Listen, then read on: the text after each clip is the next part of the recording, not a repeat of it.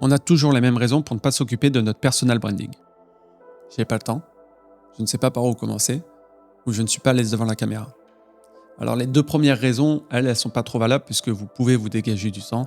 Et puis si vous savez pas par où commencer, vous avez juste à faire appel à quelqu'un qui peut soit s'occuper de votre personal branding complètement ou vous aider à le construire. En revanche, la troisième raison, en fait, c'est vous et vous-même et ça, personne ne peut le faire pour vous. Bonne nouvelle, c'est que vous n'êtes pas tout seul et que la plupart des gens ne sont pas du tout à l'aise devant une caméra. Mauvaise nouvelle, c'est qu'il va falloir bosser. On ne devient pas du jour au lendemain un acteur très connu ou alors tout simplement à l'aise devant une caméra. Mais plus tu vas pratiquer et plus tu vas te sentir à l'aise. On va pas en faire des caisses et je vais te donner des conseils très simples. Avant d'enregistrer une vidéo, prépare ton intention. Savoir ce que tu veux transmettre. Si tu sais pourquoi tu parles, les mots vont te venir naturellement et tu vas pouvoir te concentrer sur le message plutôt sur ce que tu dis ou la personne que tu dois jouer.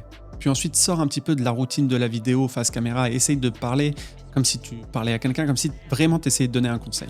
Et accepte d'être imparfait parce que si tu bafouilles, au pire, tu couperas, au mieux, tu le laisseras au montage et ça t'humanisera et c'est ce que les gens recherchent. Allez, maintenant, tu te mets un peu au boulot, tu prends ta caméra, tu te mets devant, tu testes, tu te filmes et tu te fais tes retours.